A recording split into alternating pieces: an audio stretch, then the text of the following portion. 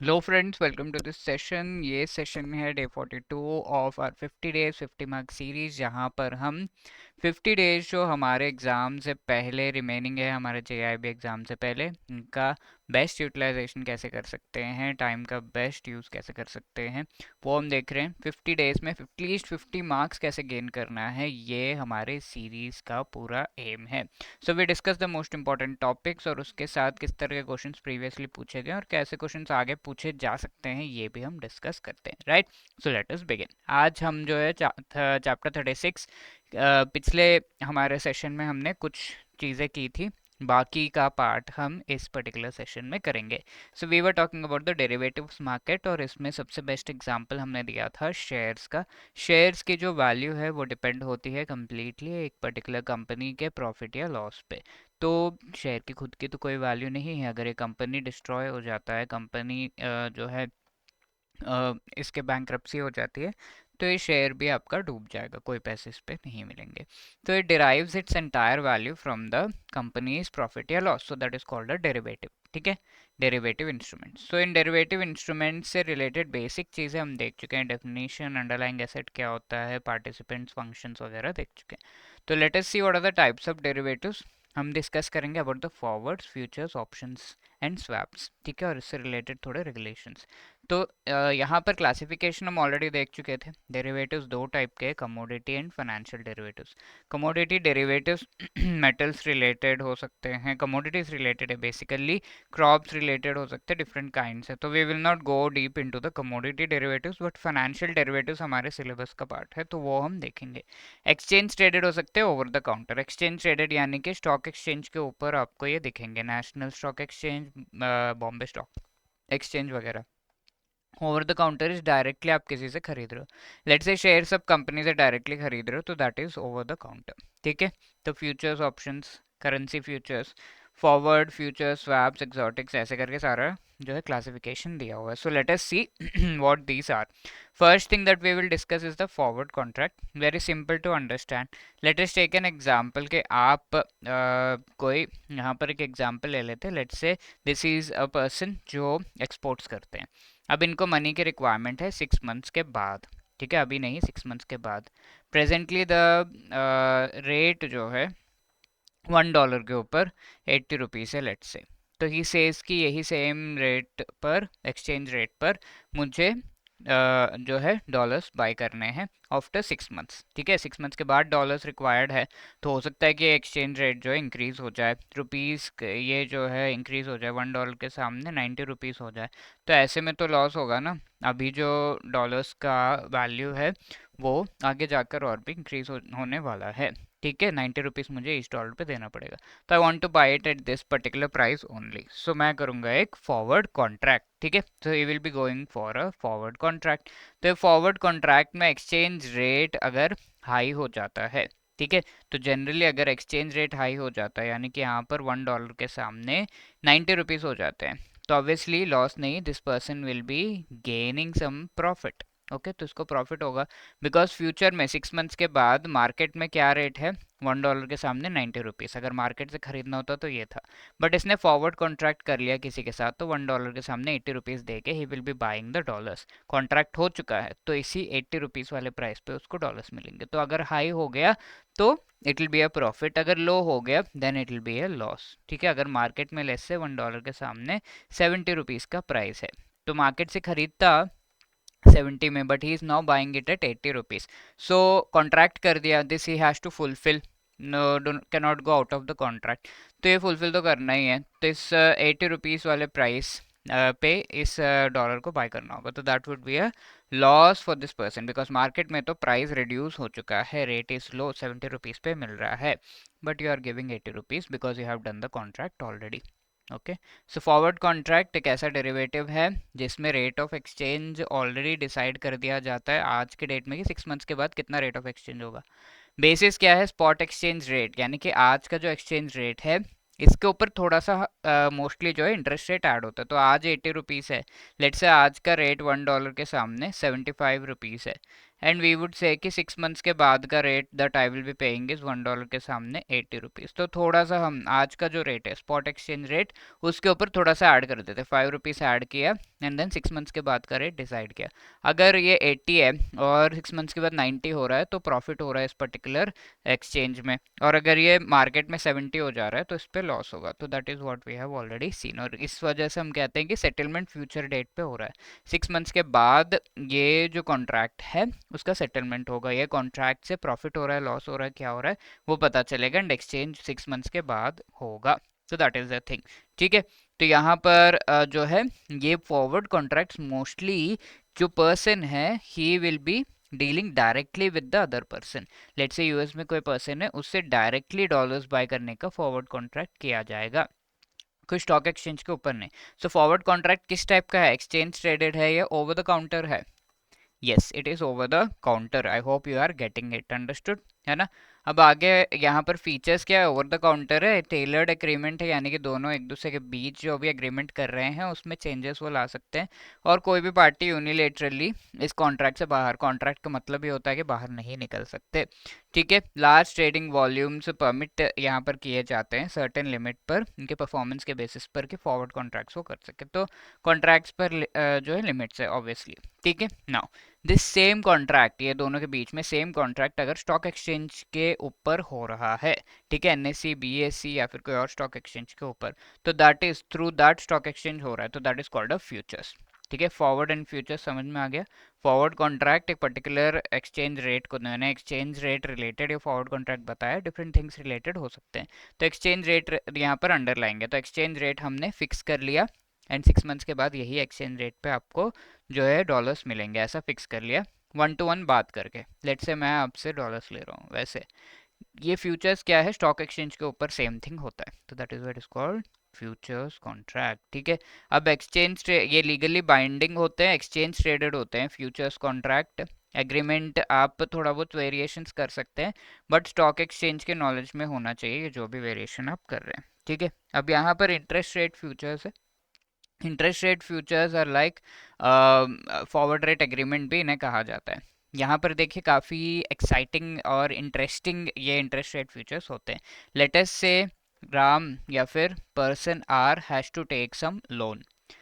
अभी जो loan interest rate है वो 10% का है, एसबीआई से इन्हें लोन लेना है, बट इन्हें एंटिसिपेशन है कि फ्यूचर में इन्हें, क्योंकि लोन अभी नहीं लेना, 3 मंथ्स के बाद लेना है। लोन कितना टाइम में चुका देंगे, 6 मंथ्स में चुका देंगे ये लोन, बट 3 मंथ्स के बाद लेना है, नॉट नाउ। जनवरी में सोचा इन्होंने कि मुझे मार्च के बाद लोन लेना है, और 6 मंथ्स में मैं चुका दूंगा। ठीक है, अप्रैल मई जून जुलाई अगस्त सितंबर तक चुका दूंगा, इस तरीके से इन्होंने सोचा। तो ये क्या है, 10% अभी का प्रेजेंट हम कह सकते हैं कि इंटरेस्ट रेट है। इनको एंटिसिपेशन है कि ये 10% से 15% हो जाएगा 3 मंथ्स के बाद। So let me go for some safe side, जहाँ पर मैं 10% ही देकर मुझे लोन चाहिए 3 मंथ्स के बाद जो ले रहा हूँ। तो इसी चीज़ में there will be one more bank, ICICI bank या कूद पड़ेगा और फिर कहेगा कि ये जो पर्टिकुलर लोन का इंटरेस्ट रेट है एक्चुअली गिर जाएगा, 7% हो जाएगा। That is the opinion of ICICI bank. ठीक है, आईसीआईसीआई बैंक का ओपिनियन है कि 10% से ये 7% हो जाएगा।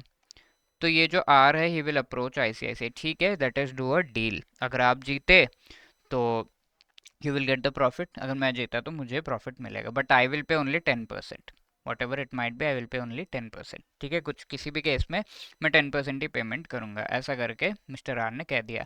और ये जो डील है इन दोनों के बीच, that is called the interest rate future. Okay, तो यहाँ पर आईसीआईसीआई ने कहा कि 10 से 7% हो जाएगा फ्यूचर में, बट यहाँ मिस्टर आर ने कहा कि 10 से 15% हो जाएगा। ठीक है, तो there is a difference between both of them, they go for a deal. क्या इंटरेस्ट रेट फ्यूचर हम जो है आईसीआईसीआई से आर को सेल कर देता है, और फिर कहता है कि ठीक है, whoever wins they will get the profit। let's see both the scenarios। let us see 10 से 7% हो गया इंटरेस्ट रेट मार्केट में। ठीक है, तो हु विंस, आईसीआईसीआई जीत जाता है यहाँ पे। मार्केट में 7% है तो नो प्रॉब्लम, मिस्टर आर ने क्या कहा था, in any case I will give 10%। ठीक है, तो मार्केट यानी कि एसबीआई को 7% देकर, यहाँ पर 7% है तो एसबीआई को कितना मिलना चाहिए, जो भी मार्केट में इंटरेस्ट रेट है वो मिलना चाहिए, है ना। तो एसबीआई को 7% देकर, यहाँ पर एसबीआई को कितना मिल रहा है, 7% मिल रहा है, एंड मिस्टर आर ने प्रॉमिस किया कि 10% ही देंगे, तो he will give the remaining 3% to ICICI because ICICI has actually won the gamble, gamble जीत के। ठीक है, अब यहाँ दूसरी चीज ये हो सकती है कि 15% हो गया हो इंटरेस्ट रेट। ठीक है, ऐसे में क्या होगा, आर ने कहा था कि मैं 10% ही देने वाला हूँ, तो एसबीआई को 10% आर देगा, बाकी जो 5%, बिकॉज आईसीआईसीआई हार गया तो मिस्टर आर को 5% ये बाकी दे देता है। अंडरस्टूड। अभी का इंटरेस्ट रेट 10% है, आर का एंटिसिपेशन है कि 15 हो जाएगा 3 मंथ्स के बाद। आईसीआईसीआई ने कहा कि 10 से 7 गिर जाएगा ये इंटरेस्ट रेट। ठीक है, दोनों ने इंटरेस्ट रेट फ्यूचर जो है ले लिया, यानी कि ये डील कर लिया। इंटरेस्ट रेट फ्यूचर आईसीआईसीआई ने आर को दिया, तो ऐसे में आर विल से क्या, will pay only 10%। If ICICI wins, bank win करता है, 7% हो जाता है, तो यहाँ एसबीआई से 7% लोन ले लिया, 3% आईसीआईसीआई को देना है। और अगर ये 15% हो जाता है तो R will give 10%, remaining 5% ICICI will. समझ में आ रहा है? तो कितना मस्त अच्छा गैम्बल है ये, राइट? तो this is what is interest rate future. I hope you have understood. Now ये लोन कैसे लिया जा रहा है? 3 months from now and for how many months, 6 months के लिए लोन लिया जा रहा है। ठीक है, तो जो भी लोन 3 मंथ्स फ्रॉम नाउ, भी जनवरी से 3 मंथ्स के बाद लिया जा रहा है for a time period of 6 months. ठीक है, तो यहाँ पर इस पर्टिकुलर फॉरवर्ड रेट एग्रीमेंट या फिर इंटरेस्ट रेट फ्यूचर को हम किस तरीके से डिनोट करते हैं? 3 बाय, यानी कि कितने मंथ्स बाद ये लोन लेना है, बाय मतलब इनटू ऐसे लिख के 9, यानी कि टोटल नंबर ऑफ मंथ्स कितने हैं इस पर्टिकुलर कॉन्ट्रैक्ट के। ठीक है, इस पर्टिकुलर चीज का जो ड्यूरेशन, टोटल ड्यूरेशन कितना है, 9। ठीक है, तो you can also try, late us से देयर इज अ लोन जो आप 6 मंथ्स के बाद लेना चाहते हैं, एंड ये लोन आप 3 मंथ्स में चुका देंगे। तो what will be the interest rate future F R A किस तरीके से होगा? 3/9 एफ आर ए इसे कहा जाता है, फॉरवर्ड रेट एग्रीमेंट या इंटरेस्ट रेट फ्यूचर दोनों कहा जाता है। तो how will we denote this? ये आज के बाद 6 मंथ्स के बाद लेना है, एंड इसे 3 मंथ्स में चुका देना है। ठीक है, तो इसे कैसे डिनोट करेंगे? 6 बाय, कितना है ये, टोटल पीरियड कितना है, 9, 6 + 3 9। ठीक है, तो that will be 6/9 F R A. Clear? तो इसी तरीके से यहाँ पे दिया, ये क्वेश्चन पक्का आता है एग्जाम में कि किस तरह का एफ आर ए है, and I hope you have understood this thing. ना फॉरवर्ड रेट एग्रीमेंट, यहाँ पर सारा कुछ मैंने बता दिया कैसे कैसे ये फंक्शन करता है। Now these two things are different. Futures जो है ये स्टैंडर्डाइज्ड अमाउंट होता है, फिक्स्ड मैच्योरिटी जो है फिक्स्ड होता है, क्योंकि ये सारा कुछ स्टॉक एक्सचेंज के ऊपर होता है, सब कुछ फिक्स्ड होता है, सब कुछ डिसाइडेड होता है।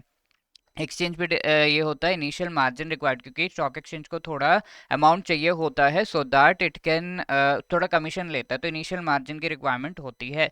ट्रेडेड ड्यूरिंग एक्सचेंज आवर्स, यानी कि 10 से 3 हमारे एक्सचेंज आवर्स है, तो उसी टाइम पे ये ट्रेडिंग होगी। और काउंटर पार्टी सामने वाला कौन है ये नहीं पता, क्योंकि एक्सचेंज के थ्रू हो रहा है, कहाँ से ये जो है बाय किया जा रहा है, दैट ओनली एक्सचेंज नोस। और किसको सेल किया जा रहा है, दैट ओनली एक्सचेंज नोस। ठीक है, these two do not know each other, but यहाँ पर एक दूसरे को फॉरवर्ड रेट एग्रीमेंट में एक दूसरे को वो जानते हैं, राइट? तो that is what is the difference between forward agreements, forward contracts and future contract. Forward contract non standard है, नॉर्मल अमाउंट्स है, मेच्योरिटी फिक्स नहीं, हाँ चलो चेंज कर देते हैं, हाँ परसों दे दो, ऐसा।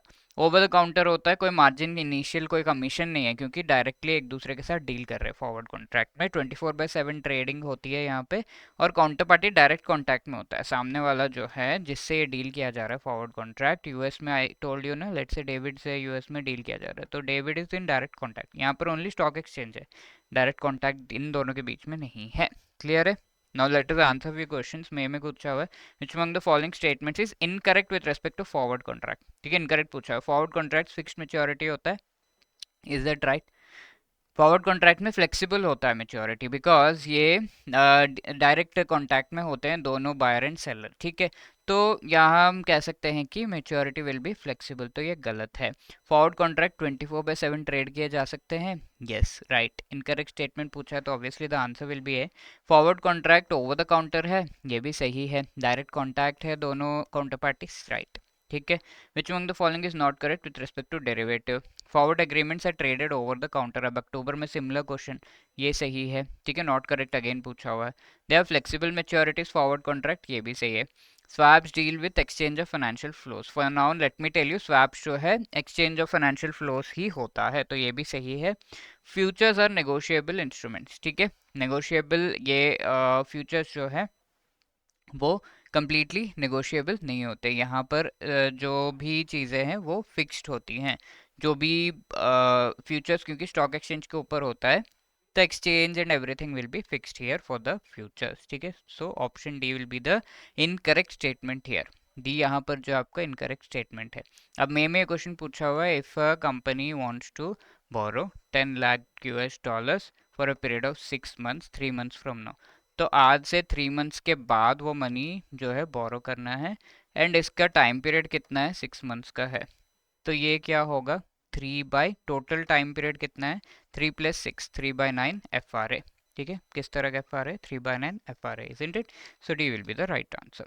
Similar question, for a period of 3 months 6 months from now, आज के बाद 6 मंथ्स के लिए लेना है ये particular loan, and the period here is 3 months, ठीक है। तो ये क्या होगा, 6/9 FRA, ठीक है। तो C will be the right answer. Clear है ना। Finally will discuss about options. अब लेटेस्ट से यहाँ पर आपने जो फॉरवर्ड एग्रीमेंट किया था $1 के सामने 80 रुपीज़ का, बट मार्केट में प्राइस क्या हो गया, $1 के सामने 70 रुपीज़ हो गया।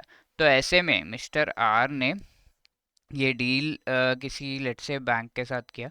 तो मिस्टर आर ने ये डील किया कि मुझे डॉलर्स बाय करने हैं, ओके, और बैंक के साथ किया कि इतने रुपीस में दूंगा। तो $1 के सामने 80 रुपीस का डील था। अब यहाँ मार्केट में क्या प्राइस हो गया, 70 रुपीस। अगर ये मार्केट से खरीदते तो 70 में खरीदते, ये तो लॉस हो रहा है। तो ऐसे में जब ये पता चला कि मार्केट में प्राइस ड्रॉप हो गया है, अब इन्होंने अगर फॉरवर्ड कॉन्ट्रैक्ट कर रखा है, तो they have to go for this only. $1.80 से कम में आप खरीद ही नहीं सकते, because you have already done the forward contract. But अगर ये फॉरवर्ड कॉन्ट्रैक्ट के साथ मिस्टर आर ने ऑप्शन ले रखा होता, ठीक है, ऑप्शन क्या, कि अगर ये प्राइस इस तरीके से दिख रहा है, मार्केट में मुझे प्रॉफिट हो रहा है, तो I will cancel the contract, ठीक है। तो इसे हम ऑप्शन कहते हैं, सिंपल। कैंसिल करके मार्केट से बाय कर लो, सिंपल है ना, दैट इज द थिंग।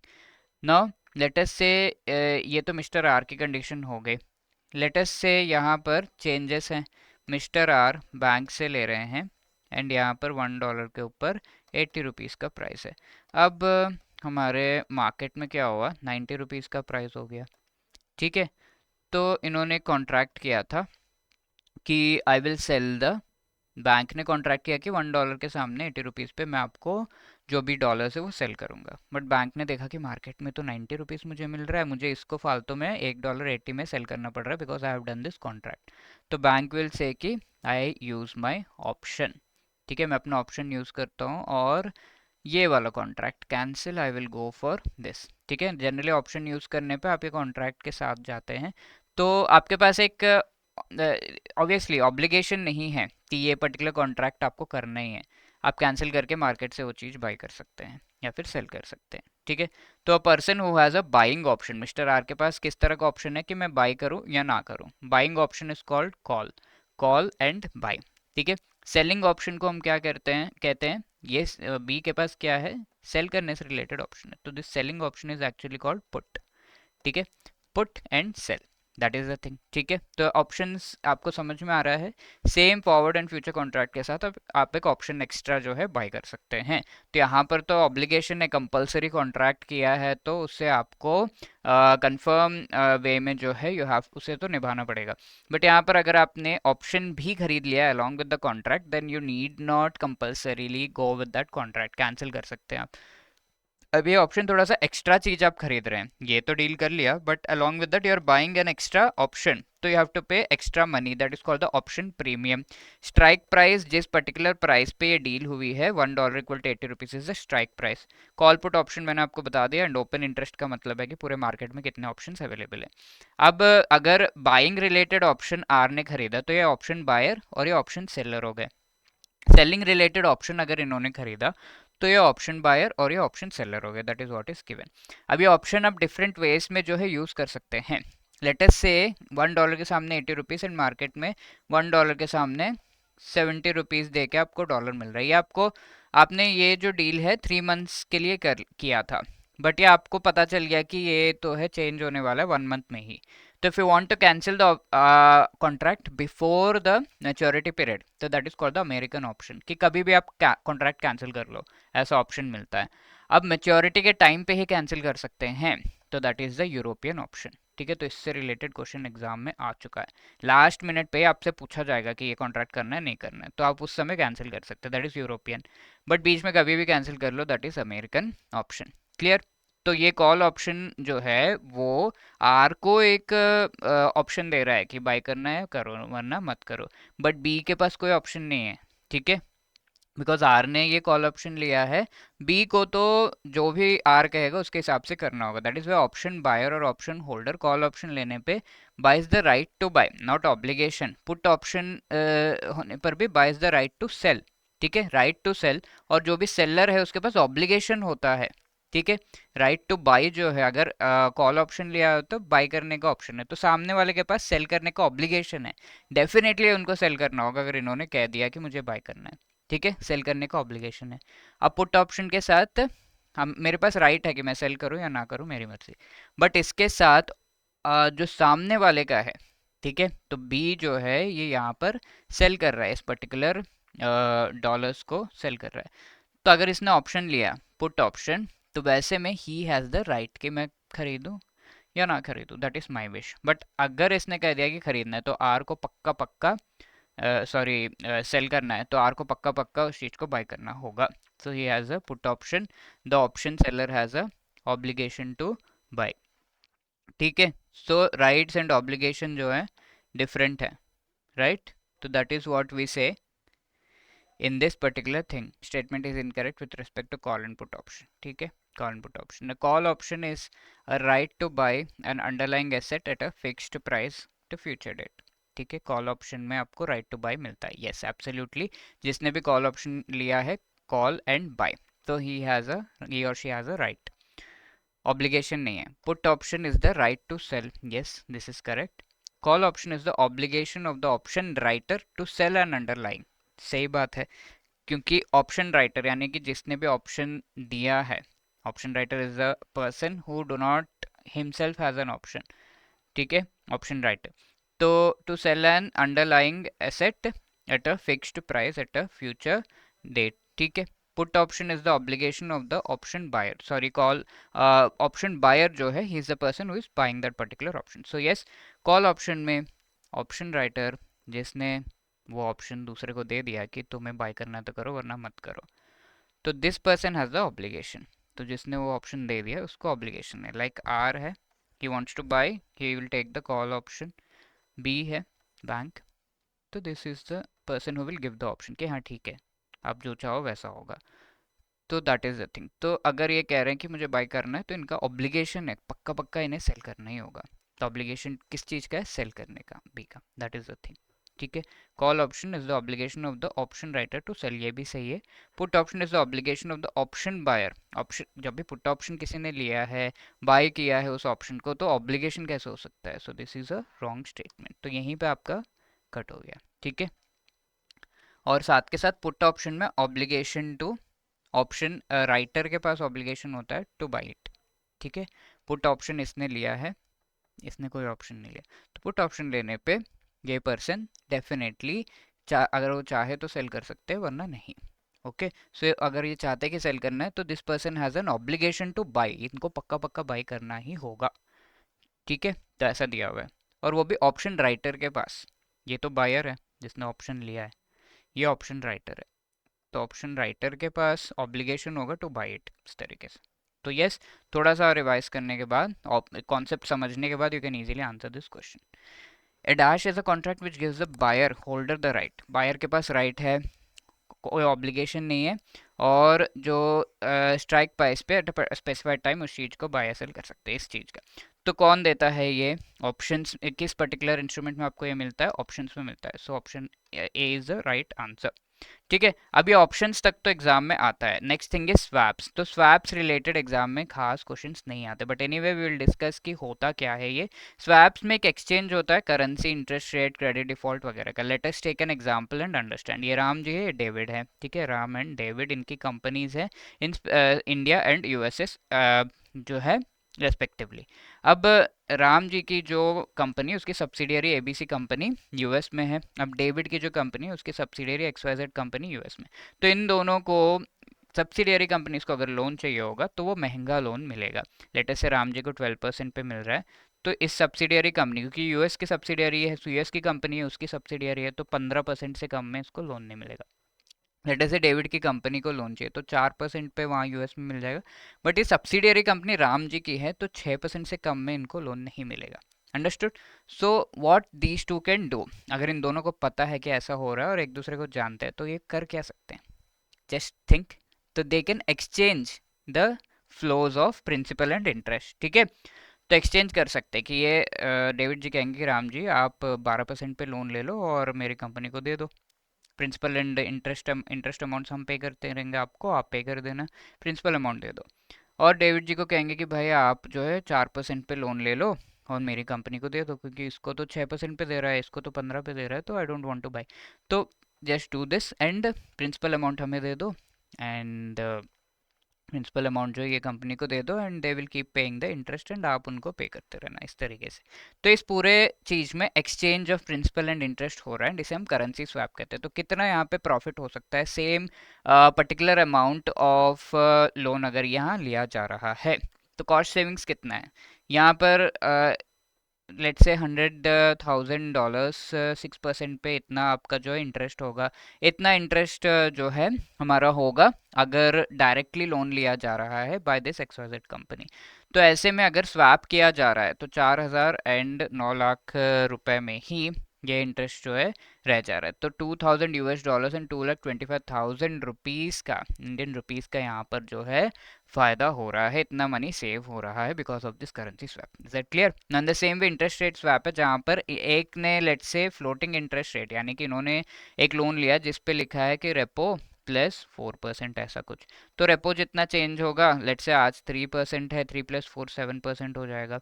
का नेक्स्ट मंथ में ये 4% है, 4 प्लस 4 8% लोन इंटरेस्ट रेट इनका हो जाएगा। तो this will keep changing, but let us say this person has taken loan जो कि फिक्स्ड है, हमेशा ही 9% इंटरेस्ट रेट आपको देना है या फिर 8% इंटरेस्ट रेट आपको देना है, इस तरीके से। तो ये चाहते हैं कि नहीं, मुझे ये जो फ्लोटिंग वाला इंटरेस्ट रेट वाला लोन है वो लेना है। ये चाहते हैं कि मुझे ये जो फिक्स इंटरेस्ट रेट वाला लोन लेना है, बिकॉज ये बार बार चेंज होते रहते हैं इंटरेस्ट रेट। ये चाहते हैं कि अरे ये तो फिक्स्ड है, बहुत ज़्यादा लोन अमाउंट देना, इंटरेस्ट अमाउंट मुझे देना पड़ रहा है। तो ये दोनों एक दूसरे के इंटरेस्ट, जो लोन है उसका इंटरेस्ट रेट्स है वो स्वैप कर लेंगे, राइट? इस तरीके से कि आप मेरा पे कर दो, मैं आपका पे कर देता हूँ, ऐसे वो लोग कर लेंगे, ये एक डील हो जाएगी। That is called the interest rate swap. इसी को पूरा यहाँ पर एग्जाम्पल्स के थ्रू, डिस्क्रिप्शन के थ्रू बताया गया है। Now the next thing is credit default swap. तो यहाँ पर आप देख रहे हैं, again there is Ram and let us say there is another person David. ठीक है, इन्हीं को ले लेते हैं। तो राम जी ने कोई इशू किया है बॉन्ड, और ये बॉन्ड डेविड को दिया। तो डेविड को देने के बाद डेविड कह रहे कि मुझे विश्वास नहीं है कि बॉन्ड के ऊपर जो इंटरेस्ट अमाउंट है, प्रॉफिट है, वो ये राम जी देंगे। तो ऐसे में एक बैंक यहाँ पर बीच में कूद के कहता है कि नहीं, ये देंगे पक्का, I give you guarantee. So that is called the credit default swap. ठीक है, जो क्रेडिट रिस्क है इनके ऊपर कि राम जी ये पेमेंट करेंगे या नहीं करेंगे, ये कंफर्म नहीं है डेविड को। तो ये क्रेडिट रिस्क है, यानी कि वो पेमेंट आएगा यानी डिफॉल्ट होगा, रिस्क है। तो ये रिस्क को ट्रांसफर कर दिया जाता है, that is called credit default को स्वैप कर दो। ठीक है, सिंपल है। तो ये अगर यहाँ इन्होंने इनकी गारंटी ले ली बैंक ने कि अगर ये पेमेंट नहीं करेंगे प्रॉफिट का तो मैं पेमेंट कर दूंगा, तो that is what is a credit default swap. तो क्रेडिट डिफॉल्ट स्वैप खरीदने के लिए थोड़ा सा मनी देना पड़ता है, दैट इज द अमाउंट, जो भी कमीशन है उनका वो देना पड़ता है। So that is the thing, clear? तो इस तरीके से क्रेडिट डिफॉल्ट स्वैप जो है काफ़ी ज़्यादा कई बार डिफिकल्ट हो जाता है, क्योंकि बैंक ने ये कह दिया कि अगर ये पेमेंट नहीं करेंगे तो आई विल पे यू, इस तरीके से कह दिया। तो obviously that will be very difficult for the bank. तो अगर पेमेंट इसी तरह के क्रेडिट डिफॉल्ट स्वैप बहुत सारे कर लिया बैंक ने, तो bank will be bankrupt, isn't it? If all of them do not पे। सो यही हुआ था 2008 में, फाइनेंशियल क्राइसिस इस मेनली इसी की वजह से, क्रेडिट डिफॉल्ट स्वैप की वजह से हुई थी। तो इंटरनेशनली एंड नेशनली इससे रिलेटेड रूल्स एंड रेगुलेशंस बनाए गए। आरबीआई ने गाइडलाइन बनाया कि retail users and non retail users, ऐसे यूजर्स जो सिर्फ इस क्रेडिट डिफॉल्ट स्वैप को अपना लॉस कम करने के लिए यूज कर सकते हैं। There can be non retail users जो लो क्रेडिट डिफॉल्ट स्वैप दे सकते हैं एंड ऑल्सो अपने प्रोटेक्शन के लिए यूज़ कर सकते हैं। तो यहाँ पर रिटेल यूज़र कौन है? David is a retail user जो सिर्फ अपना प्रोटेक्शन के लिए क्रेडिट डिफॉल्ट स्वैप लेगा। बैंक क्या है? नॉन रिटेल यूज़र है, क्योंकि इसने क्रेडिट डिफॉल्ट स्वैप प्रोवाइड किया, कमीशन लिया, एंड साथ के साथ ये खुद के लोन्स के लिए भी क्रेडिट डिफॉल्ट स्वैप ले सकता है। ठीक है, दोनों चीज़ें जो कर सकते हैं नॉन रिटेल, जो लोग एक ही चीज़ कर सकते हैं that is protect your self, that is a retail user. तो नॉन रिटेल यूज़र कौन कौन है? Pension fund, insurance, mutual fund, alternate investment fund, foreign portfolio investor, stand alone primary dealer, NBFC, housing finance company जिनका net own fund 500 crore या उससे ज़्यादा है, resident company जिनका नेटवर्थ 500 करोड़ या उससे ज़्यादा है, they can also be non retail users. अब रिटेल यूजर्स कौन है? आरबीआई ने कहा है जो भी लोग नॉन रिटेल यूजर का बड़ा लिस्ट दिया मैंने, उसमें नहीं आ रहे, वो सब रिटेल यूजर्स में आएंगे, लाइक नॉर्मल इंडिविजुअल्स, आप और मेरी तरह। कौन कौन से इंस्ट्रूमेंट्स पे ये क्रेडिट डिफॉल्ट स्वैप लिया जा सकता है? यहाँ पर तो हमने कहा था कि बॉन्ड पे लिया हुआ है, तो किस पे लिया जा सकता है? Commercial paper, non convertible debenture, rated unrated corporate bonds वगैरह पे लिया जा सकता है। कौन सा एलिजिबल नहीं है instrument? Credit enhance guaranteed bonds, ऐसे बॉन्ड जो गारंटीड है, जिसपे आपको प्रॉफिट मिलना ही मिलना है, तो उस पर फिर आपको क्रेडिट डिफॉल्ट स्वैप लेने की क्या जरूरत है? कन्वर्टेबल बॉन्ड, बॉन्ड से आप इसे शेयर में कन्वर्ट कर सकते हैं, तो उसे कन्वर्टेबल बॉन्ड कहते हैं, उस पर जरूरत नहीं। कॉल पुट ऑप्शन है कि आपको वो पेमेंट करना है नहीं करना है, क्या है उससे रिलेटेड आपको ऑप्शंस मिले हुए हैं ऑलरेडी। ठीक है, यू आर सेफ ऑलरेडी, तो no need to take one more safety credit default swap. ठीक है, बाइंग एंड सेलिंग प्रोटेक्शन, दोनों चीज़ें कौन कर सकता है? Scheduled commercial bank, small finance bank, payment bank, local area bank, regional rural banks इस चीज़ में नहीं पड़ सकते। ठीक है, ये लोग क्रेडिट डिफॉल्ट स्वैप सेल नहीं कर सकते। NBFC, housing finance company, standalone primary dealer, 500 crore से ज़्यादा जिनका नेट ओन फंड होगा वो कर सकते हैं। EXIM bank, NABARD, NHB, SIDBI, ये सब कर सकते हैं। अब इस पर रेस्ट्रिक्शंस क्या है? रिलेटेड पार्टी से रिलेटेड आप जो है, लेट्स से एसबीआई है, अपने खुद के सब्सिडियरी को क्रेडिट डिफॉल्ट स्वैप नहीं प्रोवाइड कर सकता। ठीक है, इस तरीके से रिलेटेड पार्टी को आप नहीं दे सकते। देन इंटरनेशनली क्या नॉर्म्स है? ISDA agreement, ISDA is the international swaps and derivatives association. इसने कहा है कि इस तरह क्रेडिट डिफॉल्ट स्वैप करना है तो एक मास्टर एग्रीमेंट आपको लेकर आना होगा। ऑल्दो इन सब चीज़ों से खास क्वेश्चंस तो आए नहीं है, but at least you should have an idea. ठीक है, एक एग्रीमेंट करना होगा आप सबको, जो भी पार्टीज है उनके बीच एक एग्रीमेंट होना चाहिए। ठीक है, तो इससे रिलेटेड स्वैप कोड आईएसडीए 1985 में जो है लेकर आया था और कहा था कि standard master agreement should be there. Master agreement में खास और कोई डॉक्यूमेंट्स की रिक्वायर्ड नहीं है, और मास्टर एग्रीमेंट में ऐसे इन्फॉर्मेशन होगा जो कि फिर बार बार चेंज करने की रिक्वायरमेंट नहीं होगी। ठीक है, फिक्स चीज़ें हैं और उसके बेसिस पर आप आगे डिस्कशन कर सकते हैं कि ये चीज़ आपने ऐसे किया है, ये ऐसे किया, इसको एग्रीमेंट के हिसाब से करो।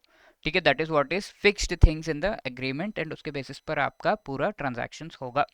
और ये डिस्प्यूट रिजॉल्व करने में भी हेल्प करता है कि हाँ आपने ऐसा क्यों किया, एग्रीमेंट में तो वो लिखा है उसके हिसाब से करो। ठीक है, उसमें कोई चेंजेस नहीं करना, और इसमें कोई कमर्शियल टर्म्स नहीं होते, इतना पेमेंट किया, इतना ये किया, not these things, but fixed terms उस पर्टिकुलर ट्रांजैक्शन से रिलेटेड। ठीक है, so these are the things and this is your homework question. Please pause the video and try to answer this in the comment section.